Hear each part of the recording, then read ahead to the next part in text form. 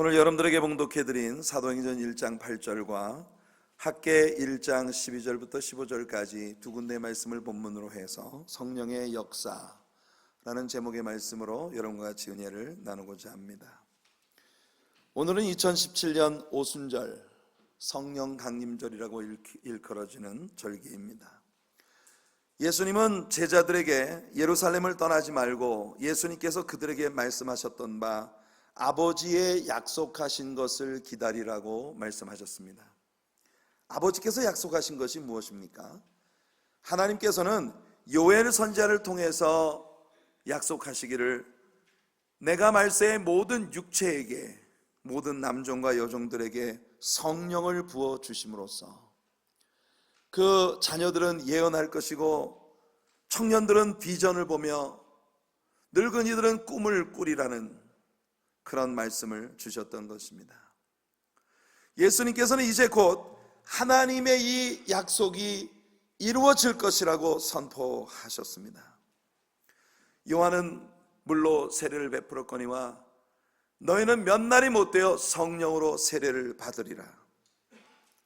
예수님의 이 약속을 믿고 기다리던 성도들에게 주의 성령이 임하였습니다. 그것이 바로 오순절의 역사입니다.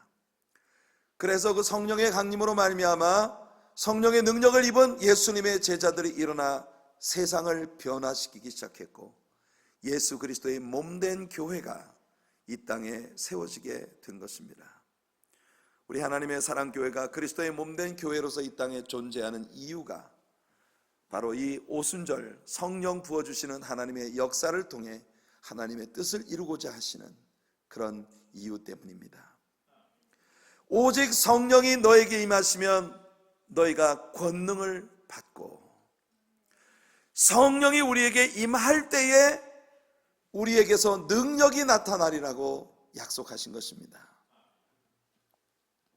신자들에게 주어지는 하나님의 능력은 기독교 신앙을 이 세상의 다른 어떤 영역 또는 다른 어떤 종교 시스템과 확연하게 구별짓는 그 무엇이 됩니다. 그를 따르는 자들에게 부다라고 하는 이름을 얻은 고타마 슈타르타라고 하는 사람이 예수님보다 약 500년 전에 살고 있었습니다. 그는 소위 팔정도라고 일컬어지는 아주 좋은 삶의 길을 그 제자들에게 설파했습니다.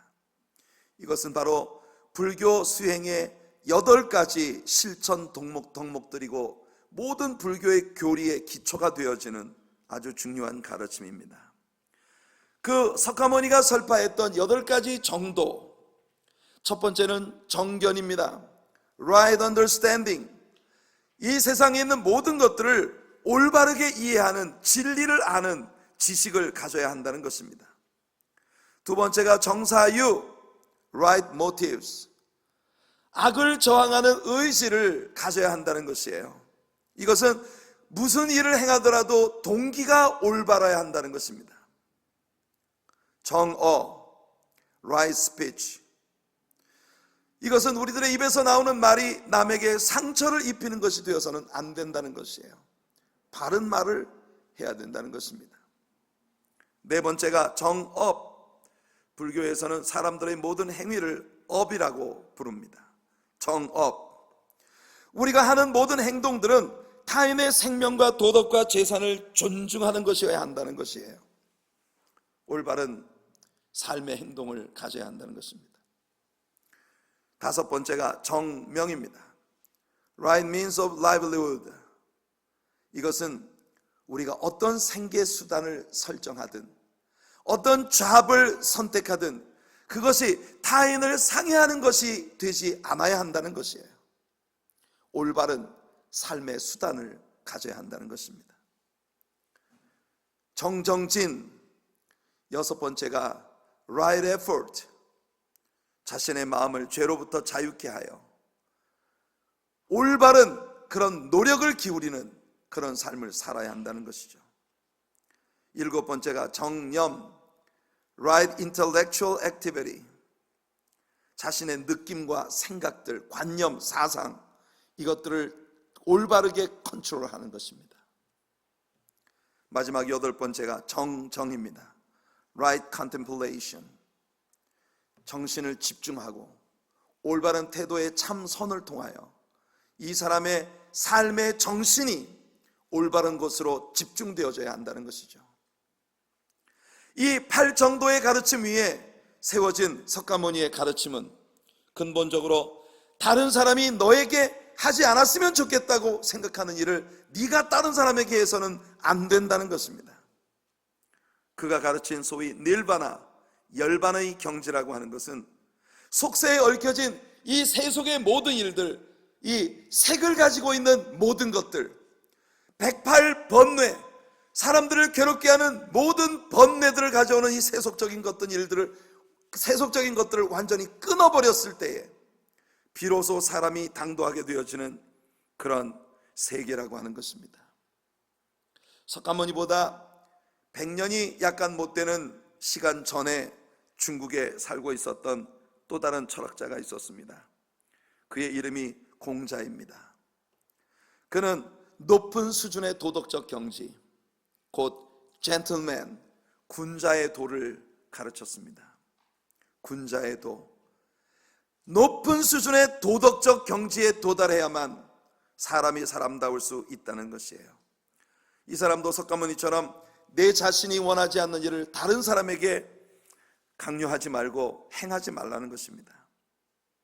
이 두 분은 아마도 고대 이 사회, 세상의 모든 역사에 지대한 영향을 미치는 그런 철학을 사람들에게 제공했습니다. 그들의 가르침은 한마디로 영적인 것이 육신적인 것보다 우월하다는 가르침이었습니다.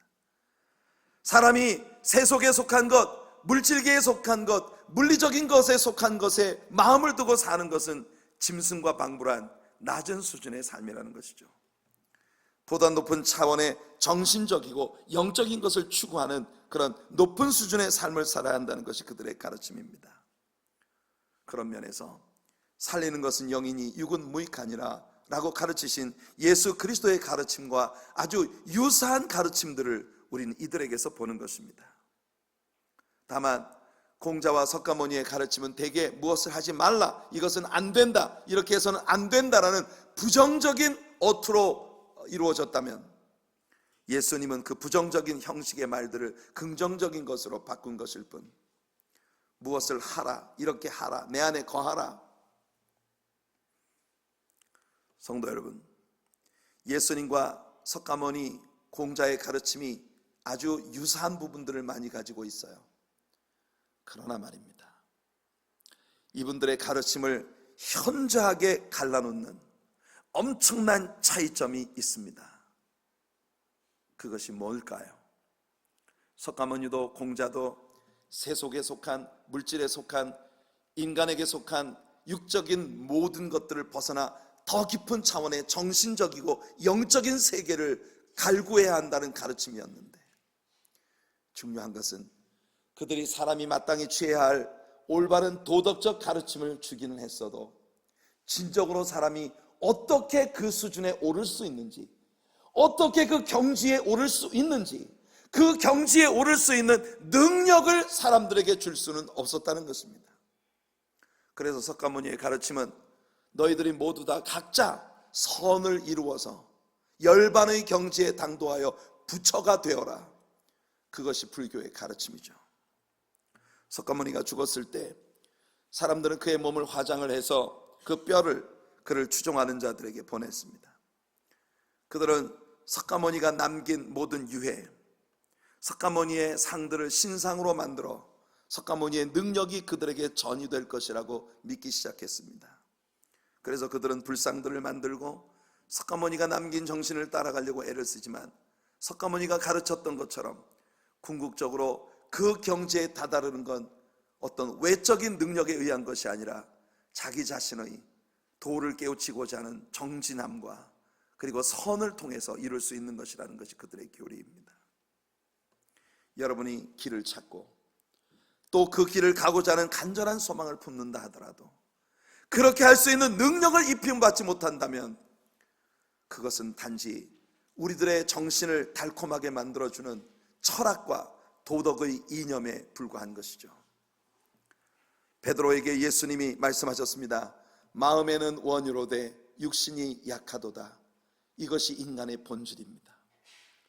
공자가 가르치고 석가모니가 가르쳤던 그 모든 도리를 우리가 깨닫고 안다 하더라도 문제는 우리의 육체가 연약하여 도저히 거기에 이를 수 없다는 것이 문제입니다.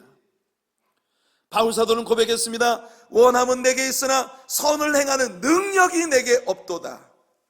이 능력이 결핍되어진 죄인으로 이 땅에 태어난 우리들은 어느 누구도 석가모니나 공자가 가르쳐준 그 높은 경지에 도달할 수가 없다는 것이에요. 예수님은 우리들에게 우리가 가야 할, 마땅히 취해야 할 올바른 영적인 길을 가르치기만 한 것 아니라 예수님은 바로 오늘 오순절에 이 땅에 임하신 성령의 임재와 성령의 능력을 통하여 그가 우리들 모두로 하여금 친히 그 길을 갈 수 있도록 능력을 주시겠다고 약속하신 것입니다. 오직 성령이 너희에게 임하시면, 오직 성령이 너희에게 임하시면 너희가 권능을 받을 것이다. 그 권능이 바로 헬라어의 듀나미스입니다. 이 듀나미스라고 하는 단어에서 영어의 다이너마이트라고 하는 단어가 왔어요. 다이내믹 파워. 모든 것들을 깨뜨리고 모든 길을 개척하고 내가 그 길을 먼저 걸어갈 수 있는 pathfinder, 길을 찾는 자들이 될 수 있도록 하나님께서 우리들에게 친히 능력을 부어 주시겠다는 것입니다. 이것이 바로 이 오순절의 예수님의 약속인 것이에요. 그래서 예수님은 너희들에게 성령이 임하시면 이제까지 너희가 내게서 보았던 그 모든 일들을 너희가 직접 하게 될 것이고 그보다 큰 것도 하게 될 것이다. 이것이 기독교 복음의 본질입니다. 우리는 우리가 다다를 수 없는 높은 이상을 바라만 보는 사람들이 아니에요. 내가 아닌 타인이 이루었던 그 어떤 높은 수준의 경지를 늘 바라만 보는 자들이 아니라 나도 그 길을 가고 그보다 더 큰 것도 이룰 수 있는 창조적인 능력이 우리 안에 임하여 예수님을 쫓아가는 것이 기독교 복음의 본질인 것입니다. 그렇게 됨으로써 우리는 예수 그리스도의 증인들이 될 수 있는 것이에요. 예루살렘, 우리의 삶의 변경으로부터 시작해서 유대 땅, 우리들의 이웃을 향하여, 그리고 사마리아, 우리가 과거에 넘을 수 없었던 장벽을 가진 우리의 원수 되었던 자들을 향하여, 그리고 한 걸음 더 나아가 the uttermost part of the earth, 땅 끝까지 이르러 예수 그리스도가 누구신지를 입으로 증거하는 것이 아니라 우리의 내면에 계신 성령의 능력으로 살아냄으로써 세상 사람들에게 보여주는 증인들이 될 수 있다는 것입니다. 사람들은 예수님처럼 변해가는 우리들, 예수님을 날마다 닮아가는 우리들의 모습 속에서 예수님을 볼 수 있게 될 것입니다. 예수님 사랑하심처럼 우리도 사랑하는 우리들을, 예수님께서 용서하심 같이 용서를 배워가는 우리들, 온유한 마음을 가지셨던 주님처럼 온유한 마음을 소유하게 되어지는 우리들, 친절하기 이를 데 없었던 우리 예수님처럼 따뜻하고 친절하고 자비한 사람으로 변모되어가는 우리들, 순결하셨던 예수님처럼 순결한 삶의 모습으로 변모되어가는 우리들, 성령의 능력으로 이루어지는 우리의 내면에서의 변화들이 예수 그리스도를 세상 사람들에게 보여주는 그런 증인들이 되어가는 것이에요. 예수님은 이 땅에 살아계시는 동안 참되고 신실하신 하나님의 증인이셨습니다. 그런데 하나님의 참되고 신실하신 증인이셨던 예수님은 이제 제자들 곁을 떠나시며 너희들을 통해서 하나님의 참되고 신실하신 그 증언이 이루어지게 될 것이라고 선포하신 것이에요. 이것이 성령의 능력에 대한 예수님의 약속입니다.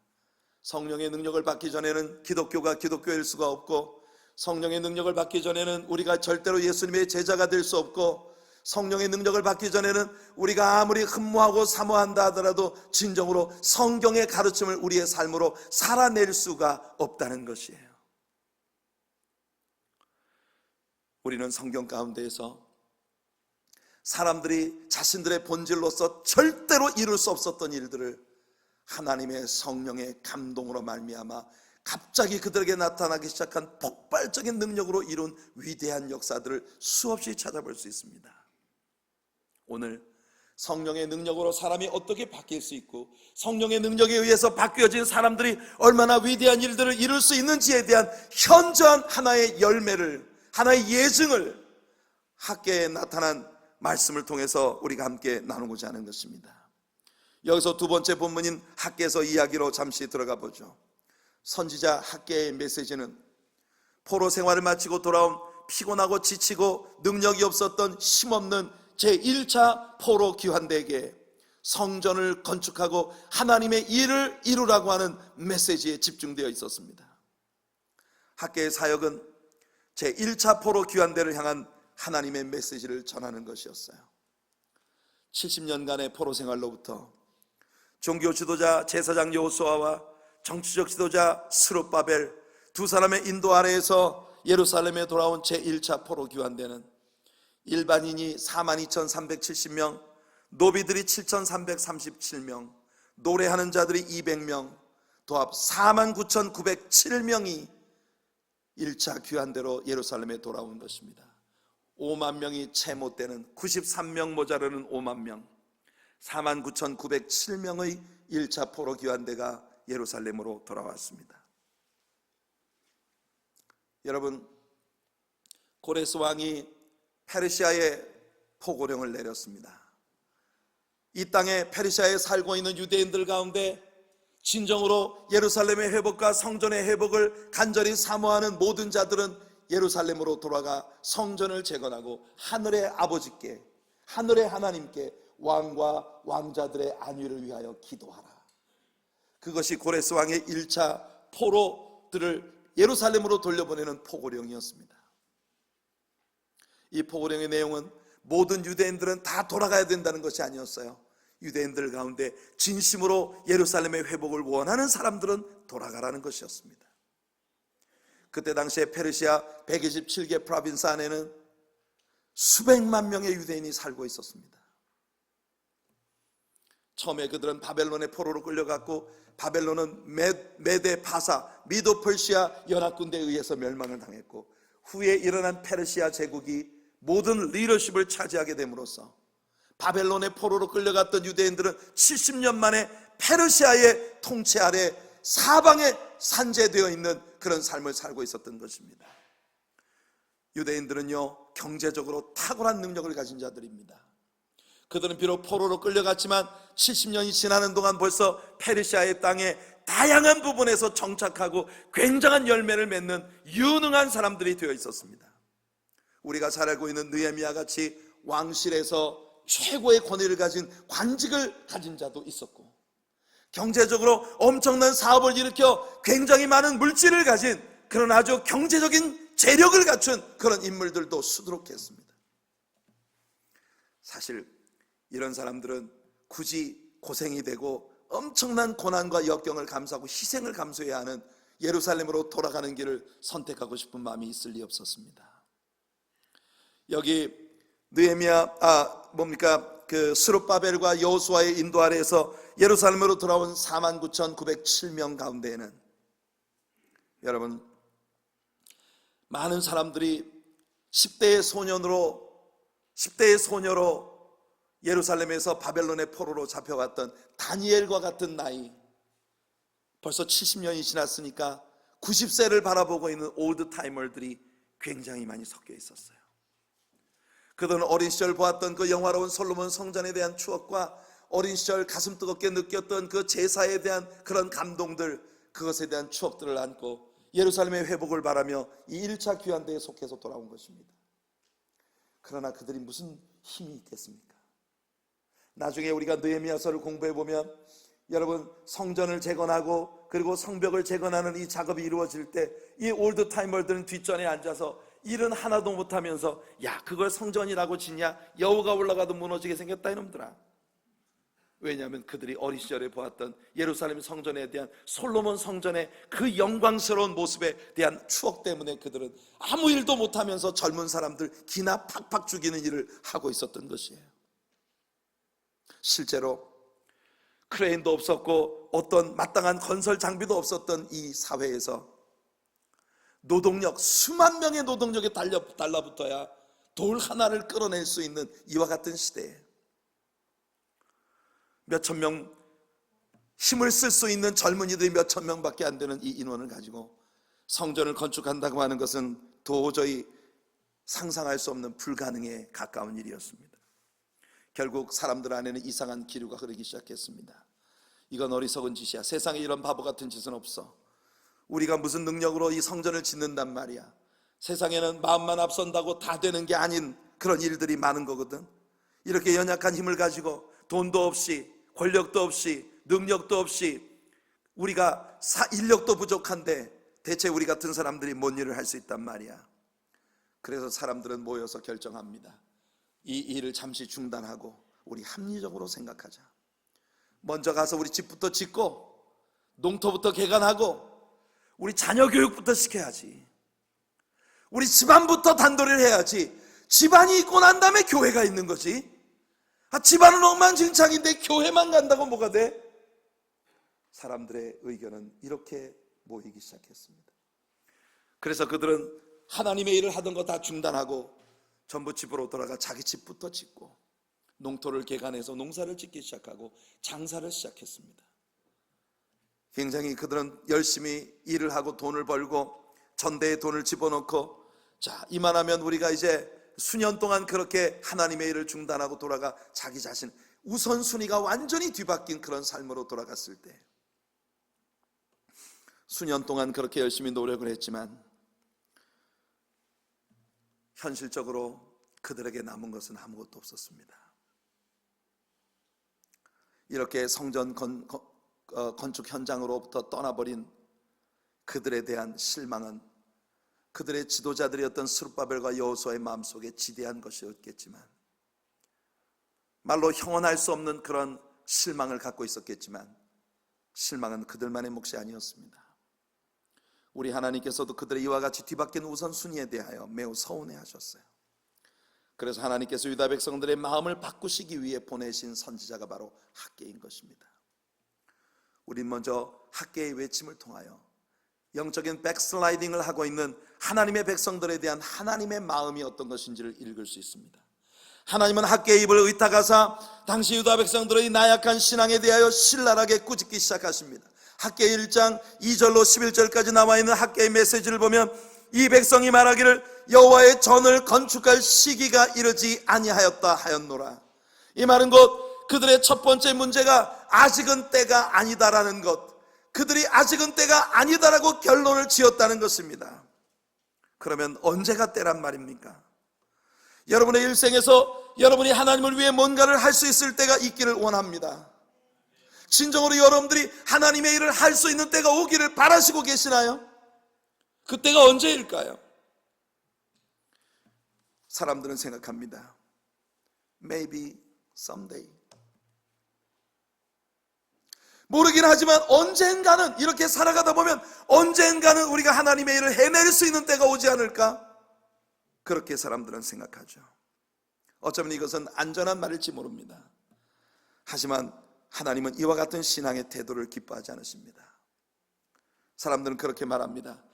내가 사업만 잘 되면 하나님을 위해서 정말 톡톡히 제가 한몫할 겁니다. 여러분, 하나님께서 원하시는 게 뭐라고 생각하십니까? 여러분의 주머니에 있는 돈을 하나님은 원하신다고 생각하시나요? 하나님은 여러분 주머니에 있는 돈을 노리시는 분이 아닙니다. 하나님에 대해서 오해하지 마세요. 하나님이 여러분 주머니에 있는 돈을 노리고 계신 분이 아니에요. 하나님 바라시는 건 여러분 자신입니다. 돈이 있든지 없든지, 지식이 있든지 없든지, 세상의 권력이 있든지 없든지, 어떤 재능을 갖고 있든지 그렇지 못하든지, 하나님이 원하시는 건 바로 여러분 자신이에요. 왜냐하면 하나님은 친히 선포하시기를 나는 은도 풍성하고 금도 풍성하다 하십니다. 은과 금이 풍성하고 하늘과 땅과 바다와 산과 그 가운데 기식하는 모든 것이 다 내 것이라고 우리 하나님은 선포하시고 계신 거예요. 하나님께서 진정으로 필요로 하시는 건 하나님께 나를 바쳐 아버지의 영광을 위해 주님이 내 안에서 일하실 수 있도록 주님께 나를 내어 드릴 수 있는 바로 여러분이 필요한 것입니다. 왜 하나님께서 지금 1차 포로 귀환되어 있는 이 연약한 사람들을 부르신 것일까요? 본래 하나님의 부르심의 스타일이 그렇습니다. 신약 성경에서 바울도 고린도 교회를 향하여 너희를 향하신 하나님의 부르심을 보라고 환기시키십니다. 너희 가운데 지혜 있는 자, 능한 자, 문벌 좋은 자, 이런 사람들이 많더냐? 하나님은 그런 사람들을 모두 다 제쳐두고 미련한 것들을 택하사 지혜 있는 자들을 부끄럽게 하려 하시며 약한 것들을 택하사 강한 것들을 부끄럽게 하려 하시는 하나님이시라고 바울은 선포하고 있는 것이에요. 하나님께서 여러분들을 부르신 이유는 여러분의 주머니에 있는 돈이 필요하기 때문이 아니라, 여러분의 세상에서 쌓은 경륜이 필요한 것이 아니라, 여러분들이 세상에서 얻은 철학이 필요한 것이 아니라, 여러분들이 세상을 살아가는 삶의 방식이 필요한 것이 아니라, 권력이 필요한 것이 아니라, 하나님께 여러분 자아를 내어드려 하나님이 여러분 안에서 일하실 수 있도록 그렇게 하나님께 여러분들을 드리는 그런 여러분이 필요하신 것입니다. 여러분들이 능력이 얼마나 대단해서 과연 그 능하신 하나님을 만족시킬 수 있을까요? 여러분들이 얼마나 부자가 될 때 우리 하나님의 그 부요에 견줄 수 있을까요? 하나님의 지식과 지혜의 풍부함에 비견할 지혜와 지식을 가진 자가 누가 있겠습니까? 하나님은요, 장차 다리오 왕의 마음을 움직이실 것입니다. 고레스 왕의 국고를 다 풀어놓으실 것입니다. 그래서 훗날 아닥사스다 왕의 세금을 다 예루살렘과 유다의 성전 재건과 성벽을 건축하는 일에 쏟아 부으실 것이에요. 우리 하나님은 하고자 하시면 그렇게 하실 수 있습니다. 에스라와 느헤미야를 공부해 보시면 그 속에서 우리는 그것을 봅니다. 이스라엘 사람들이 우리가 지금은 재력이 없으니까, 우리가 지금은 우리가 너무 가난하니까, 우리가 너무 연약하니까 그래서 하나님 우리를 쓰실 수 없다고 생각했던 것입니다. 그래서 그들의 삶에서 우선순위가 바뀌고 하나님 중심이 아닌 사람 중심이 되어가는 것이죠. 아직은 때가 아니다라고 생각하던 그 사람들처럼 오늘날 교회 안에 있는 얼마나 많은 크리스천들이 지금은 때가 아니라고 생각하고 있나요? 언제가 때일까요? 돈이 많아지는 때입니까? 여러분들에게 권력이 생기는 때입니까? 여러분 자녀들이 다 대학 들어가고 그 다음 시집장가 다 보내고 그리고 난 후일까요? 아니면 혹시 슈퍼라로에 당첨이 돼서 한 100만 불쯤 하나님께 드려도 요즘 애들 말로 껌값에 불과한 그 정도의 부를 가져야 내가 비로소 하나님께 쓰임받을 수 있는 때가 되는 것일까요? 다 틀렸습니다, 여러분. 지금입니다. 하나님께서 여러분을 부르시는 지금, 여러분이 하나님을 예배하는 지금, 하나님께서 학계 선자의 메시지를 통해 오늘 이 말씀을 듣는 지금이 여러분이 하나님께 여러분 자신을 드릴 때입니다. 하나님께서 하나님의 방법으로 여러분들을 잡으사 여러분들 안에서 역사하셔서 하나님의 일을 이루실 때는 바로 지금인 것입니다. 2만여 명의 군중들이 굶주리고 있었습니다. 계산이 빠르고 합리적인 빌립은 뒤돌아서서 계산기를 튀깁니다. 이 사람들을 다 먹으려면 적어도 200데나리온 이상의 돈이 필요해. 그때 안드레가, 빌립 같은 이성적인 사람이 보기에는 약간 덜 떨어진 것처럼 보이는 안드레가 어린아이가 가지고 온 도시락 하나, 물고기 2마리와 보리떡 5개를 들고 덜렁덜렁 신나서 예수님께 옵니다. 안드레가 예수님께 그렇게 고백합니다. 선생님, 우리가 찾아보니 먹을 거라고 이것밖에 없습니다. 이게 이 많은 사람들에게 얼마나 되겠습니까? 그러나 이것이 주님의 손에 올려지면 뭔가 되겠죠 뭐. 그리고 그냥 주님의 손에 올려드릴 것이에요. 빌립처럼 끝없이 계산하고 끝없이 합리적인 사고로 인간적인 합리성을 추구하던 사람은 아무 일도 할 수 없었어요. 안드레처럼 지금 내가 주님을 위해 할 수 있는 것이 무엇인가를 찾던 사람이 겨우 물고기 2마리와 보리떡 5개를 주님의 손에 올려드렸는데 그것이 2만 군중을 배불리 먹이고, 야, 양심이 있지, 이게 어디 누구 코에 붙일 거라고 이걸 그렇게 배불리 먹냐, 야, 양심껏 먹어라, 이러지 않았단 말이에요. 모두가 배부르게 먹고 남은 것이 원래 있었던 것보다 훨씬 더 많은 것이에요. 12광주리가 남았습니다. 할렐루야. 이것이 주님의 역사의 방법인 것이에요. 이것이 바로 오순절 성령 강림을 기점으로 예수님께서 이 땅에 그리스도의 몸된 교회를 탄생시키신 이유인 것입니다.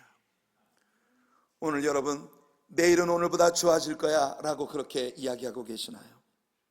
그렇게 생각하며 몇 년을 벌써 지내오셨습니까? 목사님, 언젠간 제가 한몫합니다. 두고 보십시오. 그렇게 이야기하신 게 몇 년 됐습니까? 여러분, 지금으로부터 10년 후에 여러분은 어떤 모습일까요? 생각해 보십시오. 어느덧 우리들 가운데 많은 사람들이 이런 생각들을 합니다. 내가 지금보다 10년만 젊었어도, 우리는 한 10년 정도 지나고 나면 뭘 할 수 있을 거라고 생각했는데, 지금 우리가 생각할 때 지금보다 10년만 젊었어도 내 뭔가 할 건데.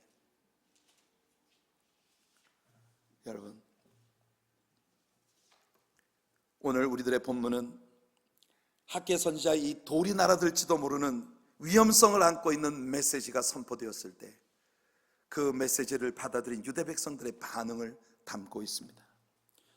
만일 제가 오늘 학개처럼 여러분들에게 설교를 한다면 아마 설교가 끝나고 난 다음 돌 맞을지도 모릅니다. 아니, 무슨 하나님이 그렇게 냉정하시냐? 오늘 당장 먹을 것도 없고 입을 것도 없고 우리 자식들은 배고프다고 아우성인데 교회부터 지으란 말이야? 얼마나 하나님께서 냉정하게 학개를 통해 이스라엘 백성들에게 말씀하셨는지 아십니까? 너희는 지금 당장 산에 올라가 나무를 해다가 내 집을 지으라 하십니다. 하나님께서는 너희들 자신을 보라고 하십니다.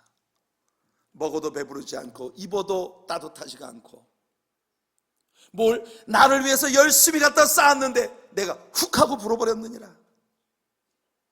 오늘 제가 여러분들에게 이 설교를 한다고 생각해 보세요. 가뜩이나 울고 싶던 차에 뺨 맞은 거 아닙니까?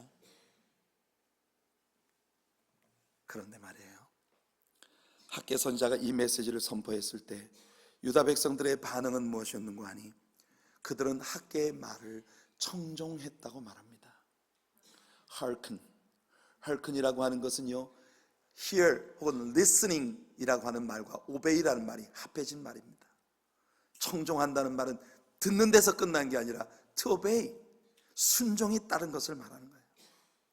그들은 학개를 통해 선포된 하나님 말씀을 논쟁의 대상으로 삼지 않았습니다. 이게 맞나 틀리냐 우리 한번 생각해보자, 그런 대상으로 삼지 않았습니다. 학개가 메시지를 증거할 때 그들은 모두 하나님께서 학개를 통해 이 말씀을 우리에게 하고 계시다고 믿었던 것이에요. 성도 여러분, 매번 예배를 드릴 때마다 정 목사가 하나님의 메시지를 증거할 때 여러분들이 만일 오늘 저 목사님이 선포하는 말씀은 저 정 목사의 이야기가 아니라 하나님께서 정 목사의 입을 빌려 내게 말씀하시는 것이라고 받아들일 수 있다면, 이 말씀에 아멘할 수 있다면 오늘 여러분이 역사의 새 주인공이 될 수 있을 것입니다. 순종해야 하는 것이에요. 옳은지 그른지 따져보자. 설교는 논쟁의 대상이 아닙니다. 합리성을 가지고 따져볼 대상이 아닙니다. 하나님께 순복하는 것이 길입니다. 순종치 않던 사울 왕에게 사무엘 선지자가 뭐라고 얘기합니까? 순종이 제사보다 낫고 듣는 것이 하나 수양의 기름보다 낫다 하지 않았습니까? 여러분이 하나님을 향한 진정한 예배자라는 증거는 바로 하나님 말씀에 순종하는 여러분들의 태도에서 증명되어질 것입니다.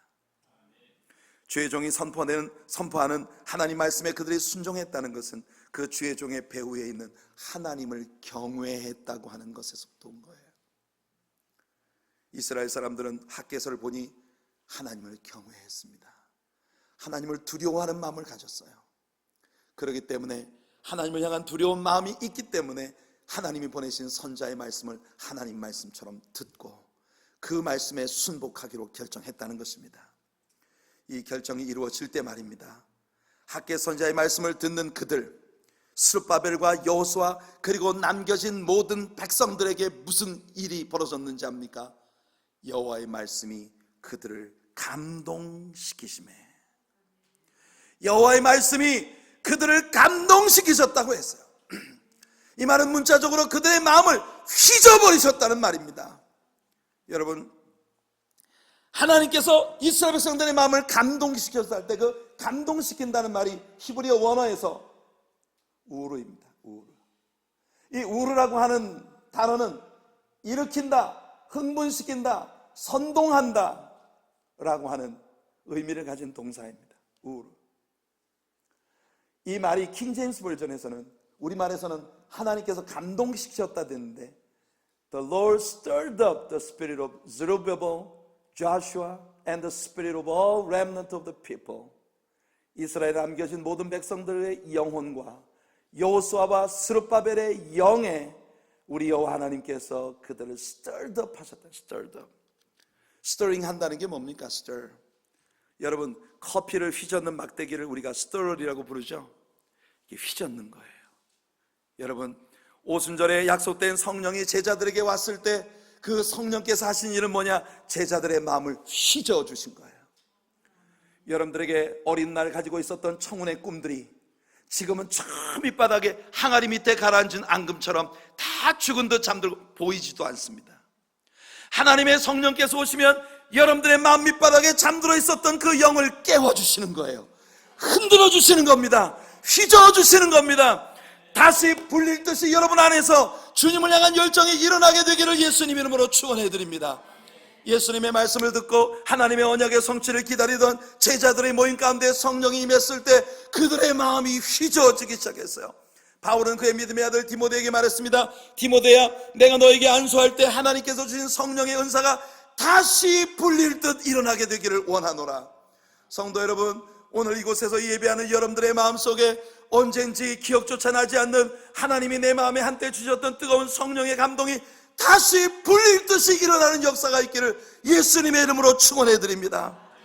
저 영혼 깊은 곳에 하나님 주신 사명에 대한 확신과 하나님 역사하심에 대한 신뢰가 가져다주는 미래에 대한 기막힌 소망들을 하나님이 다시 휘저어 일으키시는 역사가 있기를 바라요. 성령께서 주시는 영적인 흥분, 오순절에 예루살렘에 임하신 성령의 역사가 제자들을 바꿔준 그 변화, 여러분의 마음속에 이런 흥분을 가져보신 적이 언제입니까? 여러분들의 예배 속에는 흥분이 있습니까? 여러분들의 기도 속에는 흥분이 있습니까? 여러분의 찬양 속에는 흥분이 있습니까?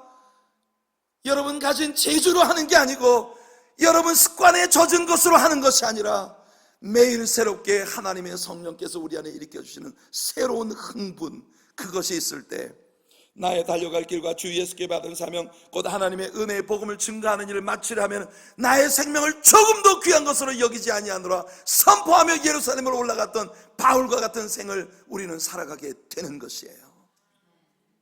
바울은 예루살렘으로 가지 말라고 그를 만류하는, 그를 사랑했던 성도들에게 말했습니다. 나는 심령의 매임을 받아 예루살렘으로 간다.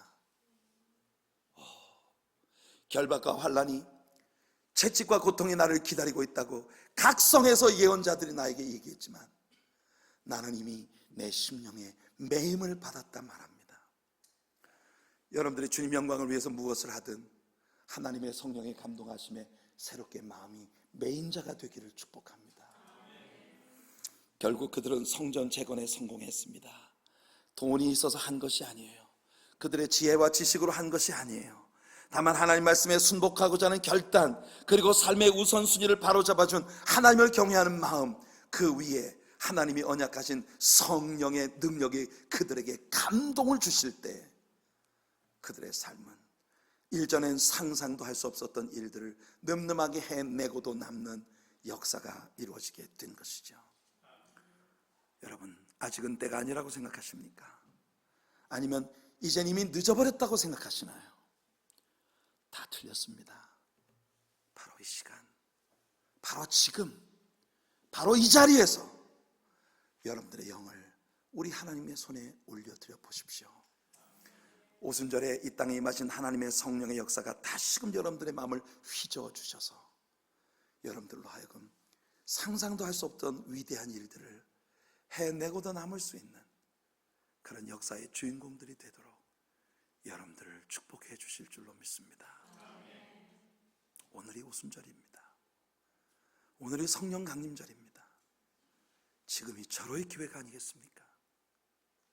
하나님 여러분들에게 선포하십니다. This is your day.